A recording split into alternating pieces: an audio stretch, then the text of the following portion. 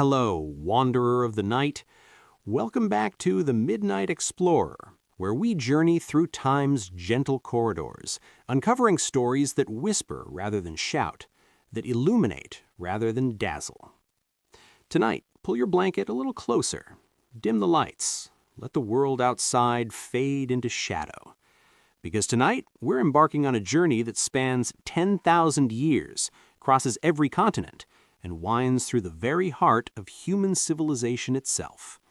Tonight, we explore a creature so mysterious, so ancient, so perfectly adapted to our world and yet forever wild that it has captivated human hearts since the dawn of agriculture itself.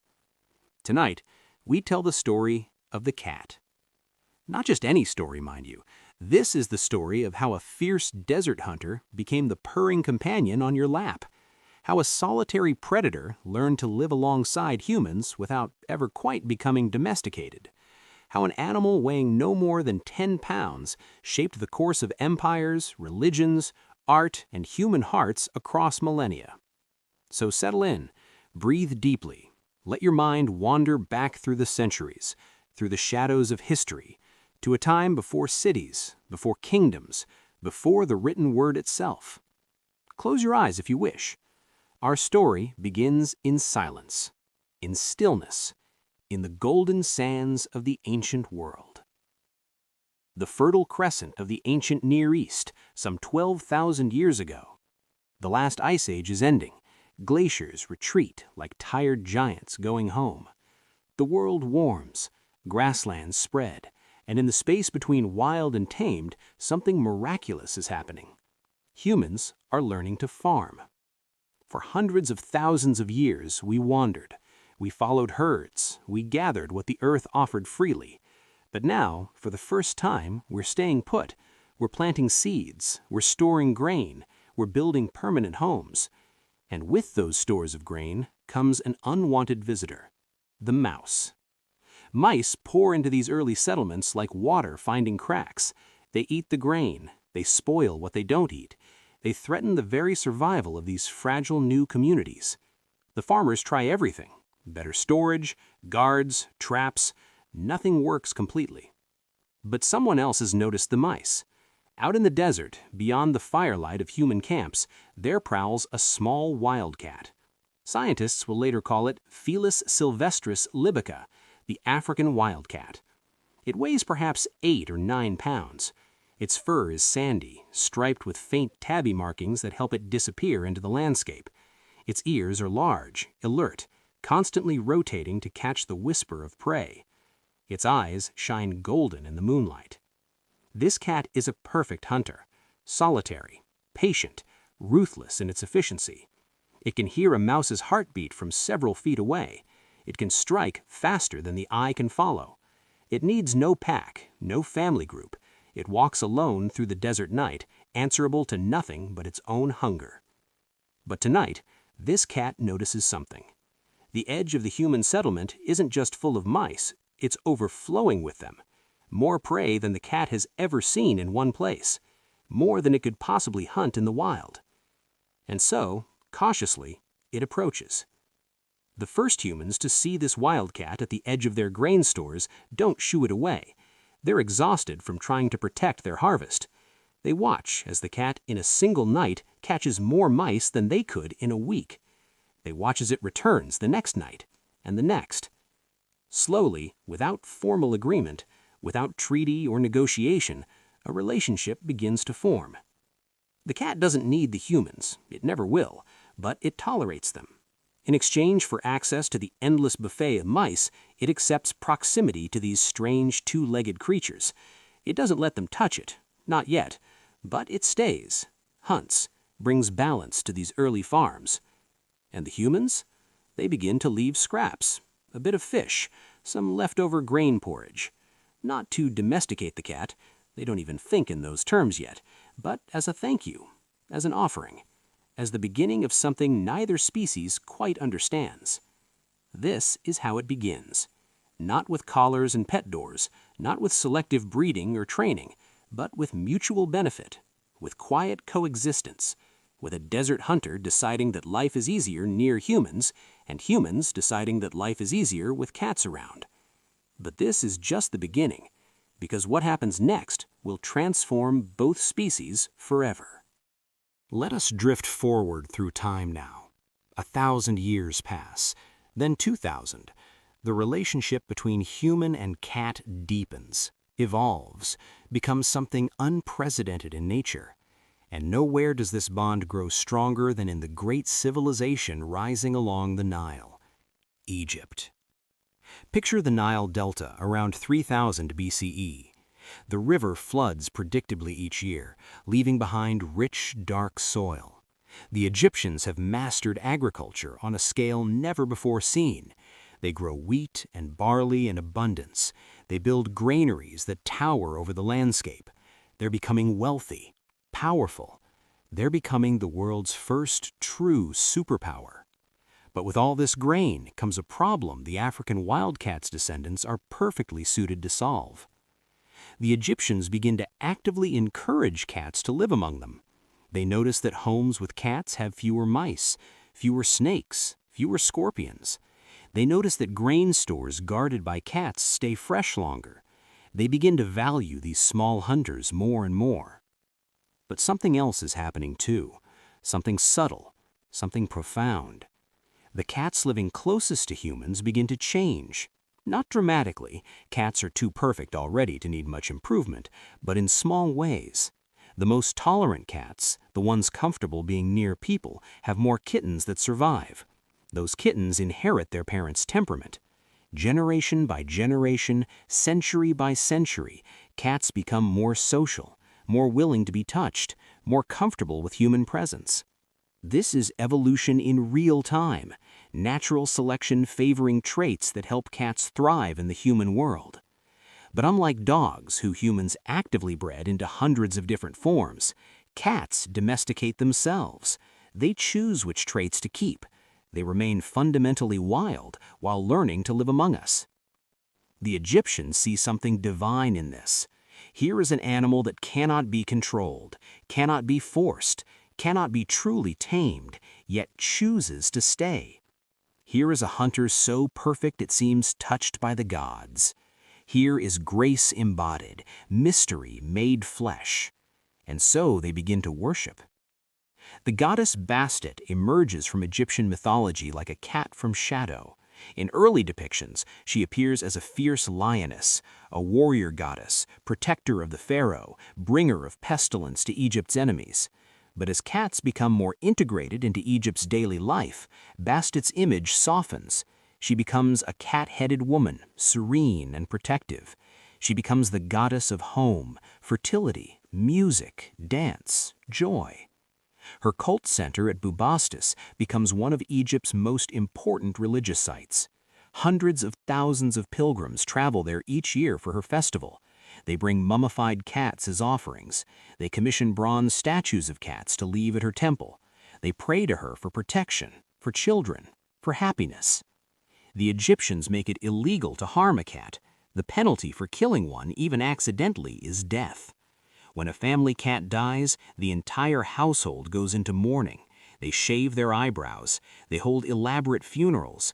They mummify their beloved companions with the same care given to human dead, wrapping them in linen, placing them in decorated sarcophagi, sending them to the afterlife with offerings of mummified mice for the journey. Archaeologists have found cat cemeteries containing hundreds of thousands of mummified cats. Hundreds of thousands, each one carefully prepared, each one honored, each one proof of how deeply cats had woven themselves into the Egyptian soul. But let me tell you about one cat in particular, one whose name has been lost to time, but whose story we can imagine from the evidence that remains. Picture a cat living in Thebes around 1500 BCE. Let's call her Mute, a common Egyptian name for cats meaning she-cat. Mute lives in a wealthy household. The masker is a scribe, an important man who keeps records for the pharaoh's court. His home is cool and spacious, with painted walls and tiled floors. Mute's life is comfortable beyond what any wildcat could dream. She sleeps on cushions. She eats fish and fowl. She's given a collar of leather adorned with small bronze bells, a mark of status, of belonging. She's allowed to roam the house freely, climbing onto furniture, sitting on papyrus scrolls while the scribe works, purring loudly during family meals. But she's also a working cat. At night, when the household sleeps, Mute prowls. She hunts the mice and rats that would otherwise eat the family's grain stores. She kills the cobras that slither in from the river. She's both pet and protector, companion and employee, divine presence and practical necessity. When Mute eventually dies, of old age, well-fed and well-loved, the family mourns deeply. They commission a small wooden sarcophagus for her, painted with scenes of the afterlife. They mummify her body with aromatic oils and wrap her in linen. They place her in their family tomb so she can join them in the afterlife. Mute's story is not unique. It's repeated thousands of times across ancient Egypt. And it shows us something profound about the human-cat relationship. These weren't just useful animals. They weren't just pets. They were family. They were sacred.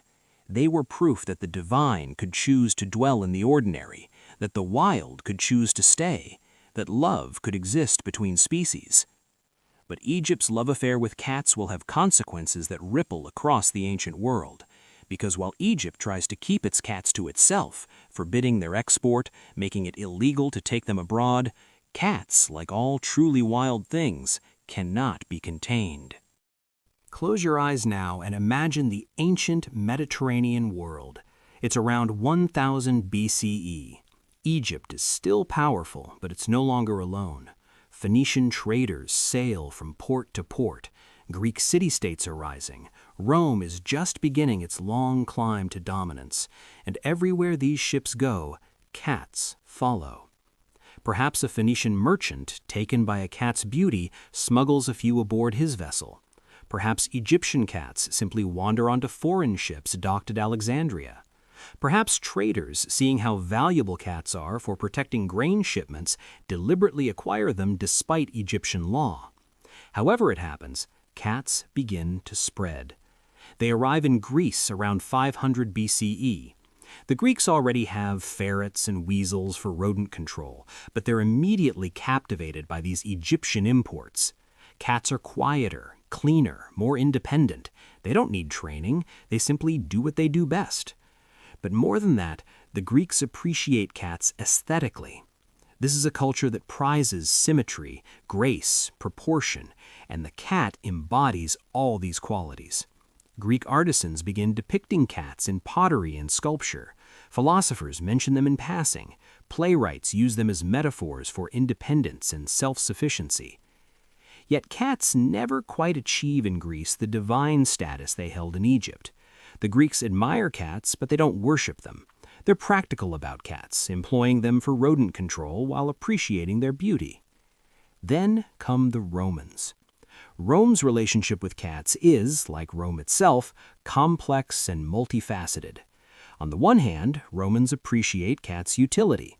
As Rome grows into an empire spanning 3 continents, grain becomes its lifeblood. Rome imports wheat from Egypt, from North Africa, from Spain. This grain must be stored, transported, protected. Cats are essential to this enterprise. Roman ships carry cats. Roman warehouses house cats. Roman villas keep cats. The legions bring cats to the furthest reaches of the empire, to Britannia, to Germania, to the edges of the known world. But Romans also see cats differently than Egyptians did. Roman culture values control, discipline, hierarchy. Dogs fit this worldview. They can be trained, commanded, used for hunting and warfare. Cats, with their independence and inscrutability, are less easy to categorize. Still, individual Romans love their cats. We have evidence of this in poetry, in letters, in the archaeological record. A Roman funeral monument from the 1st century CE depicts a young girl holding a cat. The inscription mourns both the girl and her beloved companion. Across the empire, similar testimonies to human-cat bonds emerge from the ruins. And with Roman expansion, cats spread further than ever before. They reach the British Isles. They cross the Alps into Central Europe. They follow trade routes east into Asia. By the time of Christ, cats have established themselves across the known world. But they remain always fundamentally themselves. Unlike dogs, bred into dozens of different forms for different purposes, cats resist transformation. A Roman cat in Britannia looks much the same as its ancestor prowling the Egyptian desert. The species adapts to new climates, new environments, new human cultures, but it doesn't fundamentally change. This is part of what makes cats so remarkable. They've accepted a partnership with humans while retaining their essential wildness. They've spread across the globe while remaining true to their nature. They've become comfortable in our homes without ever fully surrendering to us. Let me tell you about Lugdunum, the Roman city that would one day become Lyon, France. It's the 2nd century CE. The city's thriving, a major trading hub where roads and rivers converge. In a modest domus near the Forum lives a cat we'll call Felicia. She belongs to a merchant family. During the day, she sleeps in sunny spots, grooms herself fastidiously, and accepts offerings of fish from the family's children. At night, she patrols the warehouse where the family stores wine, olive oil, and grain. Felicia is good at her job. The warehouse has far fewer losses to rodents than the neighboring ones. The merchant appreciates this, but he also simply enjoys Felicia's presence. After a long day of business, of negotiations and calculations and stress, there's something deeply calming about watching Felicia groom herself in a patch of afternoon light. Something centering about feeling her purr when she deigns to sit on his lap. He doesn't worship Felicia as his Egyptian counterparts might have, but he respects her, values her, loves her in his way. When Felicia eventually dies, the merchant buries her in the garden with a small stone marker. The inscription is simple: Felicia, faithful companion. It's not a grand monument, but it's genuine. It's love. Thousands of such small moments occur across the Roman Empire. Cats and humans living together, working together, finding comfort in each other's presence. The relationship is spreading, deepening, becoming woven into the fabric of civilization itself. But the road ahead is not smooth, because as Rome falls and Europe enters the Dark Ages, the cat's fortune will change dramatically. The comfort and acceptance they've known will give way to suspicion, fear, and violence. The darkest chapter in the cat's story is about to begin. Let us move forward now through the centuries. Rome has fallen. The Western Empire is fragmented into countless kingdoms and territories. Christianity spreads across Europe, bringing with it new ways of thinking, new hierarchies of meaning, new categorizations of good and evil. And in this new world order, the cat's independence becomes suspect. It happens gradually at first. The early Christian church isn't particularly concerned with cats, but as Christianity develops its theology, as it incorporates elements of earlier pagan beliefs while demonizing others, certain attitudes begin to crystallize.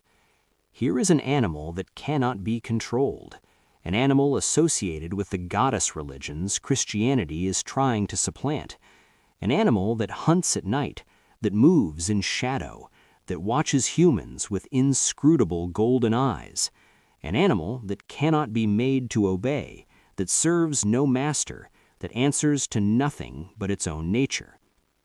To a worldview increasingly focused on obedience, hierarchy, and divine order, the cat begins to seem problematic.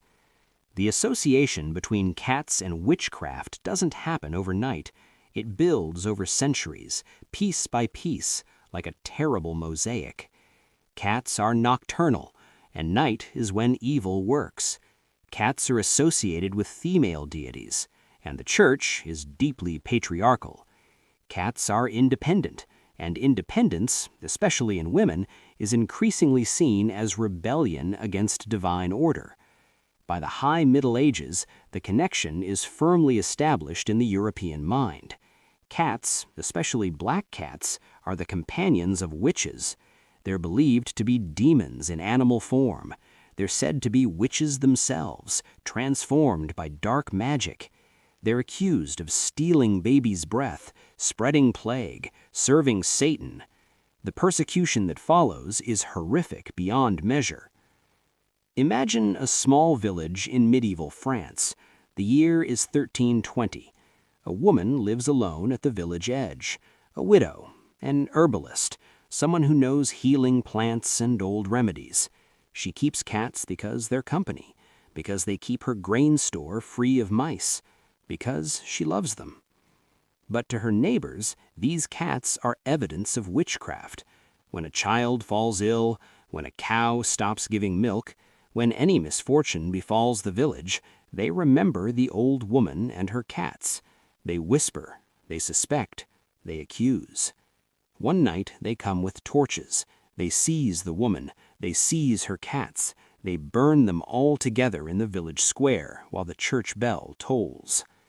This scene, with variations, repeats itself thousands of times across medieval Europe. Cats are drowned, burned, thrown from bell towers, buried alive. In some regions, killing cats becomes a sport, a festival activity, a public spectacle meant to demonstrate piety and drive away evil. The irony is terrible and tragic, because as Europe kills its cats, rat populations explode, and in 1347, those rats bring a fleas carrying a bacterium called Yersinia pestis. The Black Death sweeps across Europe like a scythe through wheat. Between 1347 and 1353, it killed perhaps 1/3 of Europe's entire population. Estimates range from 75 to 200 million dead. Entire villages are wiped out. Cities become charnel houses. The world seems to be ending, and the cats that might have helped control the rat population are gone, killed by the very superstitions that claim to protect Christian souls. Some historians argue that the persecution of cats directly contributed to the severity of the plague. Whether or not this is precisely true, the symbolic weight is crushing.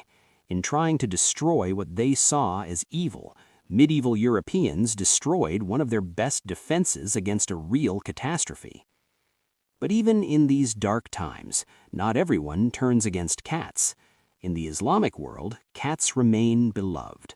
The Prophet Muhammad is said to have loved cats, to have cut off his sleeve rather than disturb a cat sleeping on it, to have given water to a cat in need. This reverence for cats is woven into Islamic culture, and in the great cities of the Middle East, Baghdad, Cairo, Damascus, cats continue to be valued and protected. In Asia, too, cats maintain their position.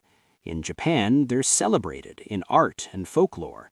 In China, they're appreciated for their practical benefits and their aesthetic appeal. Buddhist and Shinto traditions don't demonize them. They remain what they've always been, useful hunters and enigmatic companions. But in Europe, the persecution continues. It won't begin to ease until the Renaissance, when humanistic thinking starts to challenge medieval superstitions, when scientific observation starts to replace fearful assumptions, when people begin, slowly, to remember what the Egyptians knew, that cats are not demons or witches, but simply cats. Let me tell you one more story from this dark time, because even in the depths of persecution, love persists.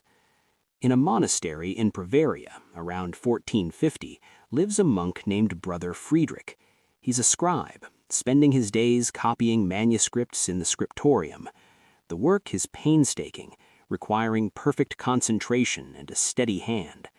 One winter day, a starving cat appears at the monastery door. It's thin, bedraggled, clearly abandoned or escaped from some terrible fate. Despite the prevailing attitudes towards cats, despite the risks, Brother Friedrich takes the cat in. He hides it in the scriptorium, sharing his meager meals, letting it sleep in his cell. He names the cat Felix, the Latin word for fortunate or happy. And in truth, both the cat and the monk are fortunate. Felix proves to be an excellent mouser, keeping the monastery's manuscripts safe from rodents. Brother Friedrich finds comfort in Felix's presence, a living warmth in the cold stone corridors of monastic life. For years, they're companions. Felix sits beside Brother Friedrich while he works, sometimes placing a paw on the manuscripts as if to help. When Brother Friedrich prays, Felix sits in his lap. When he sleeps, Felix curls beside him. When Felix eventually dies, Brother Friedrich buries him in the monastery garden at night in secret, without ceremony. But in the margin of a manuscript he's copying, he draws a small picture of a cat. Beneath it, in tiny Latin script, he writes, "Felix, faithful friend, may God keep all his creatures." That manuscript survives. You can see it today in a German museum. That tiny drawing, that small act of love and defiance, is testimony that even in the darkest times, the bond between human and cat persists. Because love, like cats themselves, is not easily killed. Now let the centuries turn again. The Renaissance dawns. The printing press spreads knowledge. The Protestant Reformation challenges old hierarchies. The scientific revolution begins asking new questions, using new methods. And slowly, painfully, Europe's relationship with cats begins to heal. It doesn't happen all at once. Superstitions persist well into the 1700s. Witch trials continue in some places into the 1800s. But the intellectual climate is changing. Scientists begin studying animals objectively, without demonology or superstition. Naturalists catalog species, describe behaviors, seek to understand rather than condemn.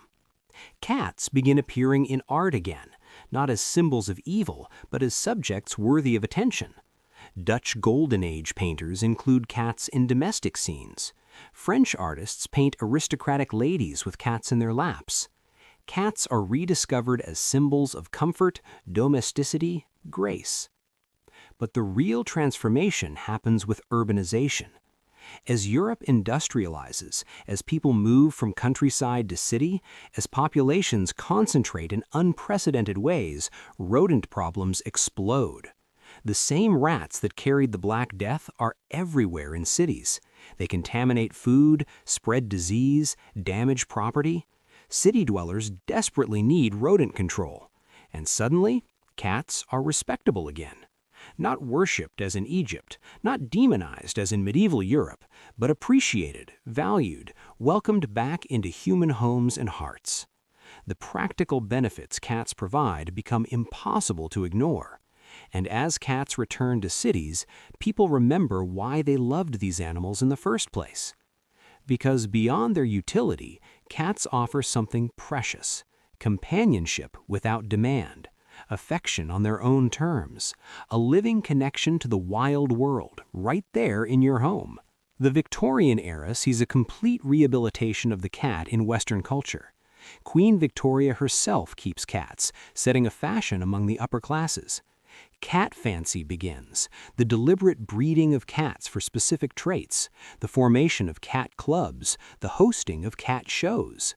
The first modern cat show was held in London's Crystal Palace in 1871 with hundreds of cats on display and thousands of visitors.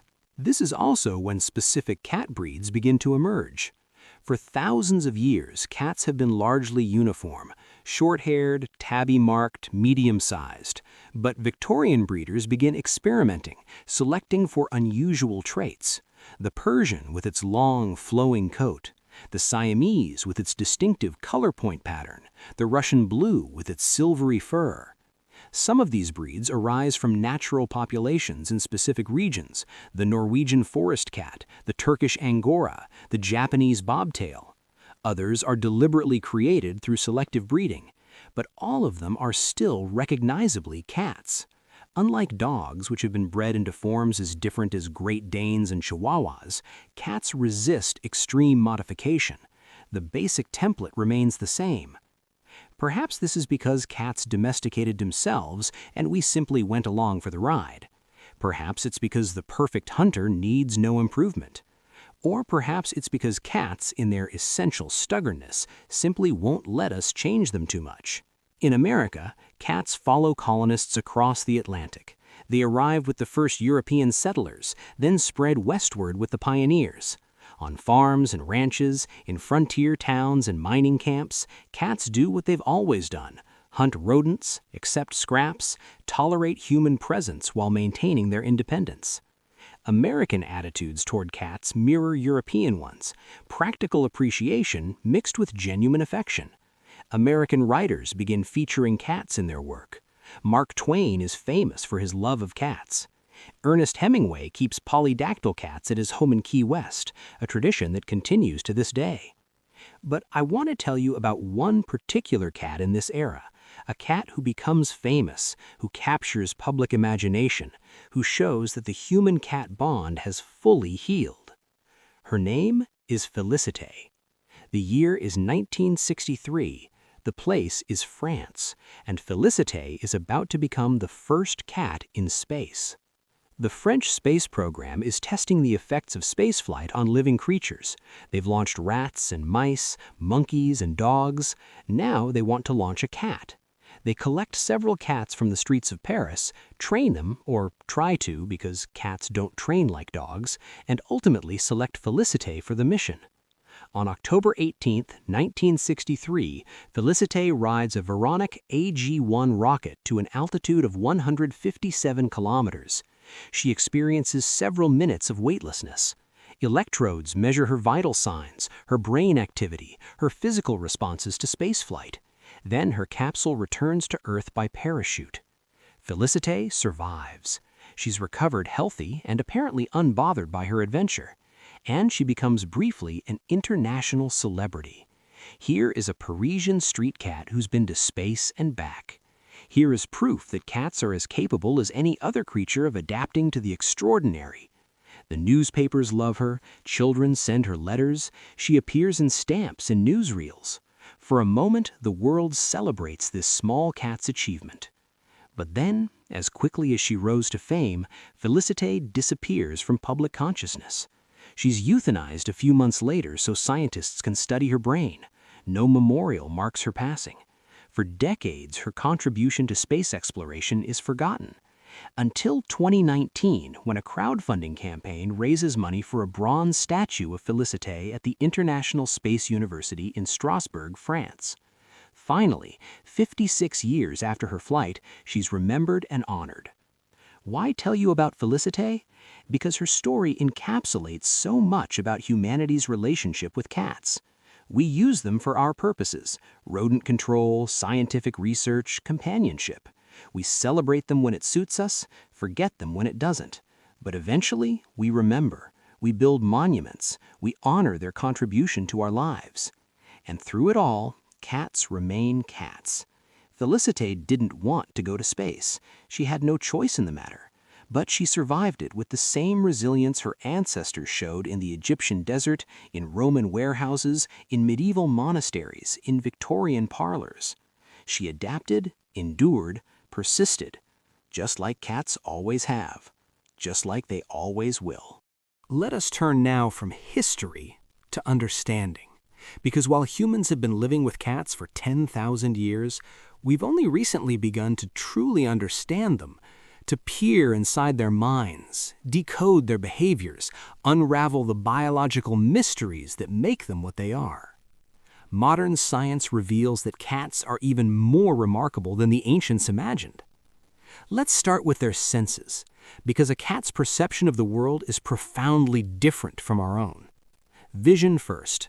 Those mesmerizing eyes that have captivated humans for millennia are engineering marvels.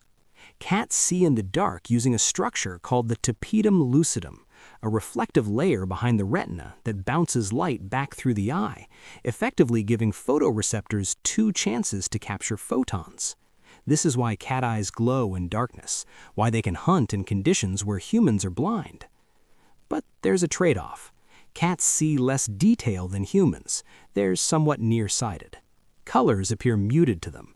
They see blues and violets well, but reds and pinks appear grayish. The world, to a cat, is softer, blurrier, painted in cooler tones than what we see. Yet motion, motion is where cats excel. They can detect the slightest movement, track the smallest prey creature, follow trajectories we can barely perceive. This makes sense for an animal that evolved to hunt small, fast-moving prey. A cat doesn't need to read fine print. It needs to see the mouse twitch. And they're hearing. Oh, they're hearing. Those large, mobile ears can rotate independently, like satellite dishes scanning for signals. Cats can hear frequencies up to 64,000 hertz, nearly 2 octaves higher than humans, an entire octave higher than dogs. They can hear the ultrasonic squeaks of rodents, sounds completely inaudible to us. This is why your cat sometimes stares at what appears to be an empty wall. It's not seeing ghosts. It's hearing mice moving inside the walls, insects crawling in places you can't perceive. It's processing a soundscape infinitely richer than anything you experience. Their sense of smell is similarly acute. Cats have about 200 million olfactory receptors, far more than humans, 5 or 6 million, though less than dogs, 300 million. But cats also have something called the vomeronasal organ, or Jacobson's organ, located in the roof of their mouth. When a cat makes that strange grimace called the flamen response, mouth slightly open, upper lip curled back, it's actually directing air to this organ, analyzing scents in extraordinary detail. This is how cats read the world. They smell where other cats have been, whether those cats were male or female, if they were in heat, whether they were stressed or calm. They smell your emotions and the hormones you secrete through your skin. They smell illness, pregnancy, fear, things you're not even aware of yourself. And whiskers, those aren't just cute facial features. They're incredibly sensitive tactile organs called vibrissae, each one anchored in a follicle packed with nerves. Cats use whiskers to measure spaces, to sense air currents, to detect nearby objects in darkness. A cat can navigate a pitch-black room with whiskers alone, feeling the way bats do with echolocation. But perhaps the most fascinating thing about cat biology is their skeleton. Cats have more bones than humans, approximately 244 versus our 206, and those bones are connected in ways that give cats almost liquid flexibility. A cat's shoulder blades are attached by muscle alone, not bone, allowing them to squeeze through any space their head can fit through. Their spine is incredibly flexible, able to rotate up to 180 degrees. They can jump up to 6 times their body length. They can fall from great heights and land safely, twisting their body mid-air using the vestibular apparatus in their inner ear. This is why cats seem to defy physics, why they can leap from the ground to your refrigerator top in a single bound, why they can fit into boxes that seem impossibly small, why they can turn around in spaces where a dog would be stuck. They're built for hunting small prey in complex terrain. Every aspect of their anatomy is optimized for this purpose, and it makes them, simply put, physical perfection in feline form. But what about their minds? What are cats actually thinking? This question has puzzled humans for thousands of years, and thanks to modern behavioral science, we're finally getting some answers, though cats guard their mysteries well. First, let's dispel a myth. Cats are not less intelligent than dogs. They're differently intelligent. Dogs have been bred for tens of thousands of years to understand human cues, to want to please us, to be responsive to training. Cats haven't. They've evolved to be solitary hunters, to solve problems independently, to need no one's approval. You can't train a cat the way you train a dog, not because cats are stupid, but because they don't care about pleasing you. A dog will perform a trick for praise. A cat will perform a trick if it decides the reward is worth the effort, and maybe not even then. But cats are problem solvers. Studies show they can understand cause and effect, can learn by observation, can even use tools in limited ways. They have episodic-like memory. They remember specific events and where things happened. And they understand us far more than we often realize. Research shows cats recognize their names. They know when you're calling them. They might not choose to respond. They distinguish between your owner's voice and a stranger's voice. They recognize human facial expressions and emotional states. They've learned to meow specifically to humans in frequencies that mimic human baby cries because they've figured out this gets our attention. Think about that. Cats have developed a form of communication specifically to manipulate humans. Wild cats rarely meow to each other as adults, but domestic cats meow constantly at us, adjusting the tone and frequency based on what they want and what they've learned works on us. That's not stupidity, that's adaptation. That's intelligence applied to social manipulation. And the purr, oh, the mysterious purr. We all know what purring sounds like, but how cats do it remains somewhat mysterious. It seems to involve the laryngeal muscles vibrating at 25 to 150 vibrations per second, but the exact mechanism is still debated. What we do know is that cats purr not just when they're happy, but also when they're injured or dying. Why? One theory is that the frequency of purring promotes bone density and healing. The vibrations might stimulate tissue repair, reduce pain and swelling, even promote bone growth. Cats may be self-medicating through purring. But cats also purr when they're content, when they're with you, when they're happy. And this purr has measurable effects on humans too. Studies show cats' purrs can lower blood pressure, reduce stress, promote calm.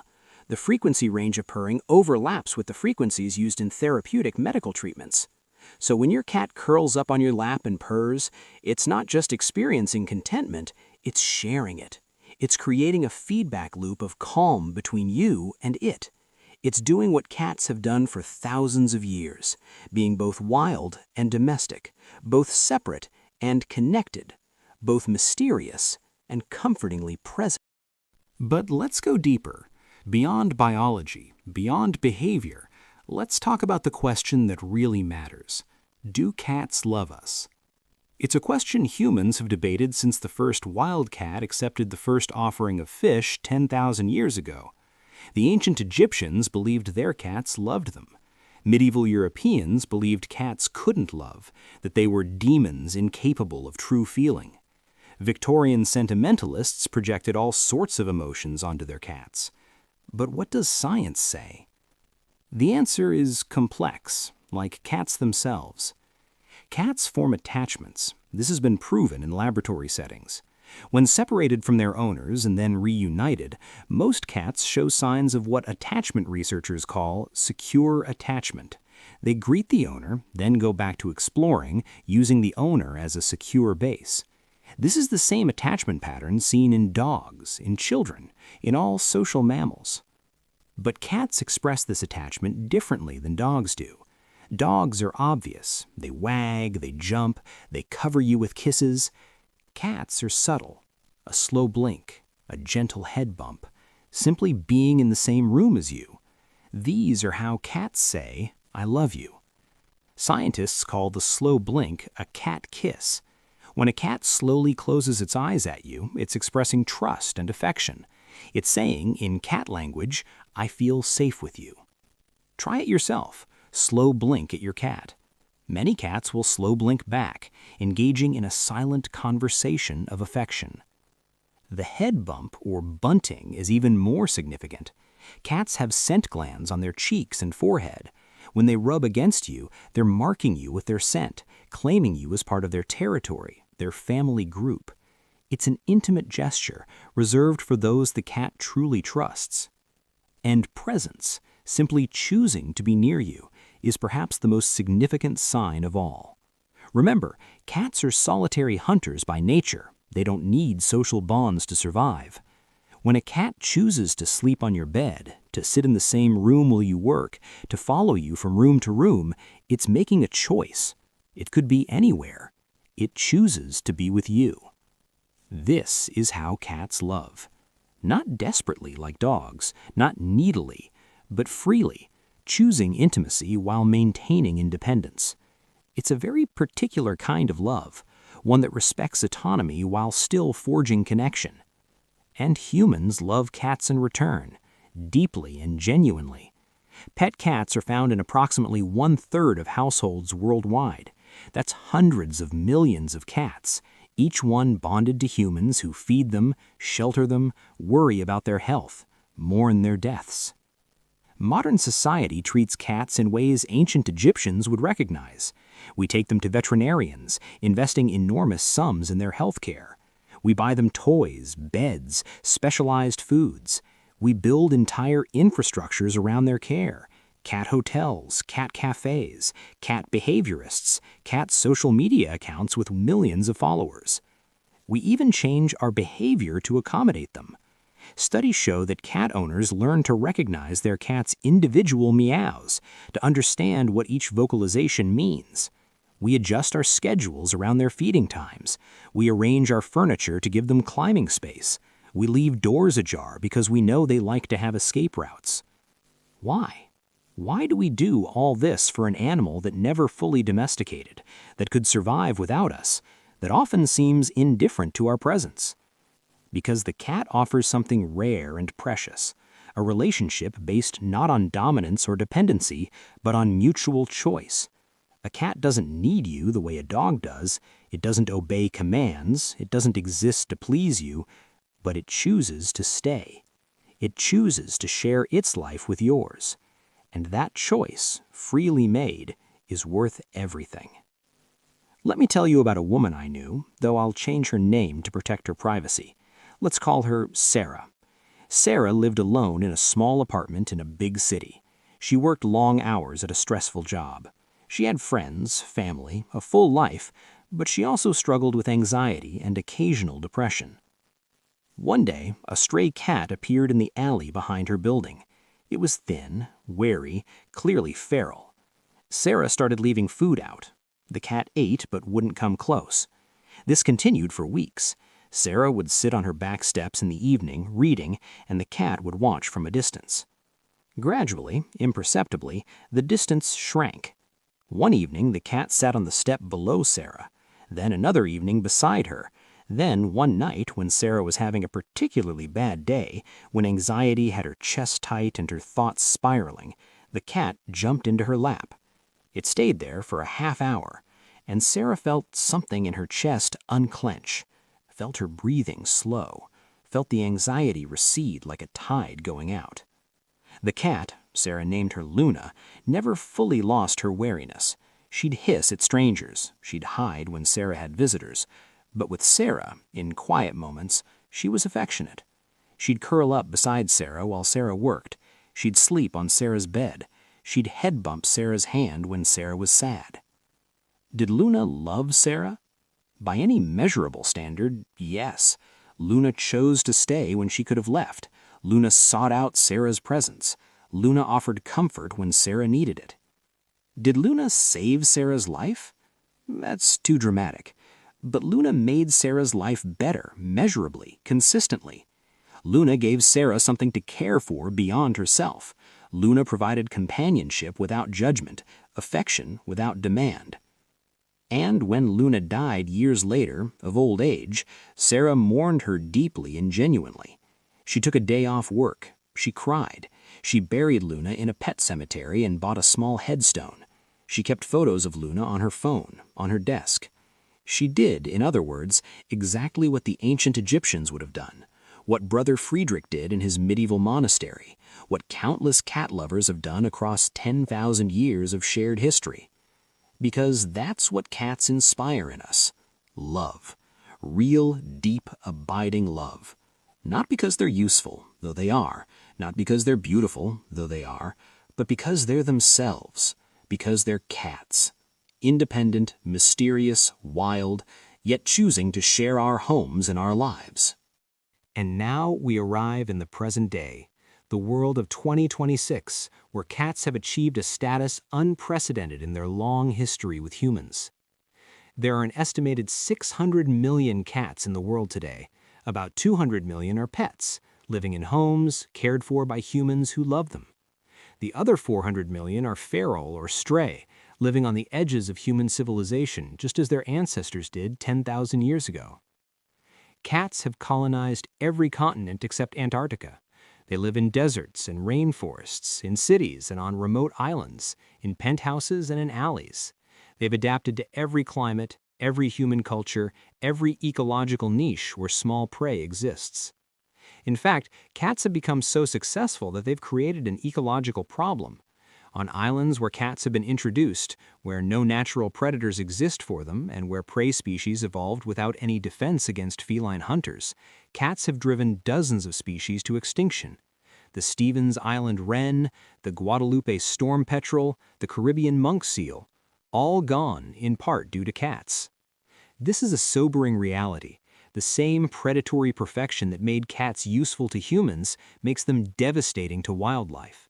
Conservation biologists estimate that free-ranging cats kill billions of birds and mammals every year. Billions. This has led to difficult conversations about cat management.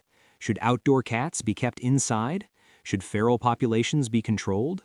How do we balance our love for cats with our responsibility to protect wildlife? There are no easy answers, but the conversations themselves show how far we've come.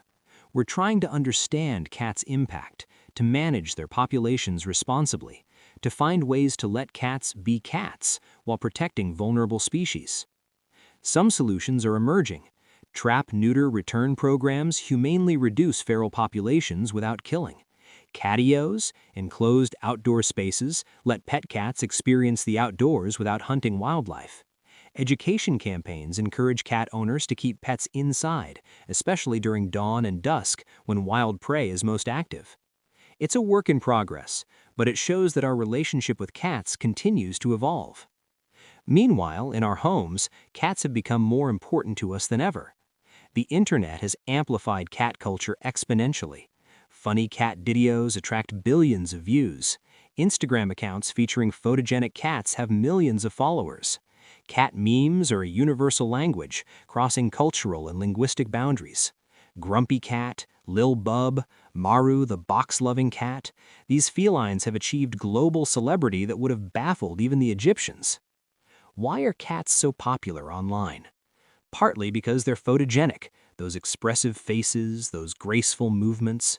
Partly because they're inherently funny, the way cats fail jumps, fit into weird spaces, react to cucumbers with comical alarm. But also, I think, because cats represent something we crave in our modern, hyper-connected, always-on world. They represent the freedom to just be, to ignore emails, to nap in sunlight, to refuse to do things that don't interest them, to maintain boundaries and dignity. In a world that constantly demands our attention, our productivity, our engagement, cats model a different way of being. They show us it's okay to be selfish sometimes, to rest, to say no, to prioritize comfort and pleasure and autonomy. This might seem like a small thing, but watch how people interact with cat videos when they're stressed or sad. Watch how those videos provide genuine comfort. Watch how a 30-second clip of a kitten playing can brighten someone's entire day. That's not trivial. That's cats doing what they've always done, providing comfort, companionship, a reminder of the wild world, a connection to something beyond our human concerns. And in our homes, cats continue to be what they've always been: mysterious companions, beautiful predators, independent souls who choose, for reasons we'll never fully understand, to share their lives with ours. So let me now try to answer the question that underlies this entire story. Why? Why have cats and humans maintained this relationship for 10,000 years? What is it about these small predators that has so captured the human heart? The easy answer is utility. Cats kill rodents. Rodents eat our grain, spread disease, cause economic damage. This explanation is true, but incomplete. Plenty of animals kill rodents. We don't form millennia-long bonds with all of them. The second answer is aesthetics. Cats are beautiful. Their grace, their symmetry, their movements, these inspire admiration in almost everyone who sees them. Also true. But beauty alone doesn't explain the depth of human attachment to cats. Plenty of beautiful animals exist that we don't invite into our homes. The third answer is that cats fill an emotional need. They provide companionship without the overwhelming neediness of dogs. They offer affection on their terms, which makes their affection feel more meaningful when it comes. They're independent but present, in the home but not demanding. For many people, especially introverts, this is the perfect level of social interaction. All of these answers are true, but I think there's something deeper. I think cats represent something fundamental about the relationship between wild and tame, between nature and civilization, between independence and connection. Cats exist in a liminal space.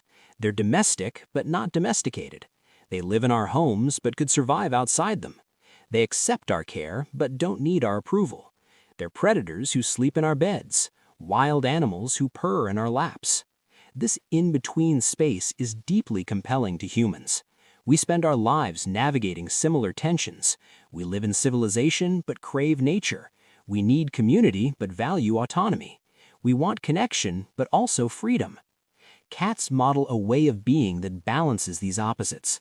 They show us it's possible to be both independent and connected, both wild and domestic, both separate and intimate. And they do this not by grand gestures, but by simply being themselves. A cat doesn't try to please you. It doesn't perform for your approval. It simply exists, fully itself. And if you're patient and respectful, it might choose to share that existence with you. That's profoundly validating. That's meaningful. That's why humans have maintained this relationship across 10,000 years, across every culture, across every historical upheaval and change. Because cats remind us of who we are. They're mirrors for our own desire to be simultaneously wild and civilized, independent and connected, free and belonging. And they do all this while at the end of the day being just cats, small predators, desert hunters, perfect killing machines who happen to purr. Let me tell you one last story. This one is personal. When I was young, I'll be vague about when for privacy's sake, I went through a difficult period.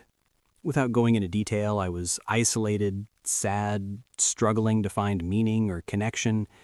The world felt gray and empty. My family had a cat. She was old, a tortoiseshell named Cleo, who spent most of her time sleeping. She wasn't particularly affectionate. She tolerated petting, but rarely sought it out. She was just there. During this difficult time, I started spending hours in my room, avoiding family, avoiding friends, avoiding everything. And Cleo started spending those hours with me. She'd come into my room in the morning and wouldn't leave until night. She'd sleep on my bed while I read. She'd watch me from the windowsill. She'd sit beside me while I did homework. She didn't do anything dramatic. She didn't lick my face or wag her tail or try to cheer me up. She just stayed. And slowly, so slowly I barely noticed, I started to feel better. Not because Cleo solved my problems, she didn't. Not because she provided deep emotional support, she wasn't that kind of cat. But because her presence was proof that I wasn't alone. Because caring for her, feeding her, making sure she had fresh water, taking her to the vet when she seemed unwell, gave me a reason to get up in the morning. Because she chose to be with me. Every day she could have stayed downstairs where it was warmer, where other family members were, where the sunlight was better. But she came to my room. She chose to be with me. And that choice mattered more than I can adequately express. Cleo died when I was in college.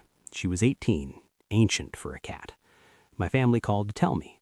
I cried, alone in my dorm room, for a cat who had never been particularly affectionate, who had simply existed in my space for years, who had kept me company during the worst time of my life without fanfare or fuss. I think about Cleo sometimes, about how she probably had no idea she was helping me, about how she was just being a cat, doing what cats do, choosing where to spend her time, where she felt comfortable, who she wanted to be near. But the effect was the same as if she'd understood everything and deliberately set out to help. The gift was the same. The love, because it was love, on both sides, was real. This is what cats have been doing for 10,000 years. Being themselves, choosing to stay, providing companionship without demand, offering presence without obligation. And in return, we feed them, shelter them, love them, memorialize them, write about them, paint them, photograph them, create entire cultures and economies around them. It's a strange relationship when you think about it. An alliance between two species that should have nothing in common. A desert predator and a farming ape, finding ways to coexist, then to live together, then to love each other. But it works. Against all odds, despite all the history, through persecution and worship and everything in between, it works. And it works because both species benefit, yes, but also because both species choose it. Because cats are never truly tamed, never truly controlled, never truly ours. They stay because they want to. They love because they choose to. And that choice, freely given, renewed every day for 10,000 years, is the most beautiful part of this entire story. Final thoughts. As we close this chapter, as you prepare to return to your own life and your own cats, I want to leave you with one last thought. We began by asking about the facts of cats, their history, their biology, their behavior, and we've covered many facts indeed. But facts, ultimately, are just data. They tell us what happened, but not what it means. The meaning emerges in the gaps between facts, in the quiet moments when a cat chooses to sit beside you, in the soft rumble of purring that seems to say both, "I'm content," and something deeper, something without words. In the 10,000 years of humans and cats figuring out how to live together, fail each other, forgive each other, and keep trying. The story of cats is, in the end, a love story. Not a simple one, love never is, not an easy one, the best love rarely is, but a real one. A love that has persisted across millennia, survived persecution and neglect, adapted to every change in human society while remaining essentially itself. And it's a love that continues. Right now, in homes around the world, cats are curling up beside humans who love them. Right now, someone is adopting their first cat, beginning a relationship they don't yet know will change them. Right now, a child is learning gentleness by caring for a kitten. Right now, an elderly person is feeling less alone because a cat chose to stay. This is what cats have given humanity. Not just rodent control or aesthetic beauty or internet content, though they've given all that too, but companionship, connection, a reminder that love doesn't require words, that bonds can form across species, that wildness and domesticity can coexist, that choosing to stay is sometimes the greatest gift one being can give another. So tonight, as you drift towards sleep, think of the cats. Think of Mayut in ancient Thebes, sleeping on cushions in a scribe's house. Think of Felicia in Roman Lyon, keeping watch over a merchant's warehouse. Think of Felix in that medieval monastery, finding love in darkness. Think of Luna, helping Sarah through her anxiety. Think of Cleo, sitting with a sad teenager, offering nothing but presence. Think of all the cats, across all the years, making the same choice again and again, to stay, to share space, to offer, in their own mysterious way, love. And if you have a cat, maybe go and find them now. See what they're doing. Watch them for a moment, sleeping in that patch of moonlight, grooming themselves with such fastidious care, staring out the window at the night. And know that you're part of this ancient story, that the bond between you and your cat stretches back to the dawn of civilization itself, that you're continuing something that began 10,000 years ago in the desert, under stars that still shine above us tonight. Know that your cat, in choosing to be with you, is doing what cats have always done, making a choice that needn't be made, offering companionship that needn't be offered, giving love that needn't be given. And that's enough. That's everything. That's the whole story. Thank you for joining me tonight on the Midnight Explorer, for wandering with me through the long history of cats and humans, for thinking about these mysterious creatures who have shared our lives for so very long. May your dreams be peaceful. May your cat sleep soundly beside you. And may you wake tomorrow with a deeper appreciation for the small predator who has chosen, for reasons known only to itself, to love you. Until we meet again, good night, dear explorer. Good night.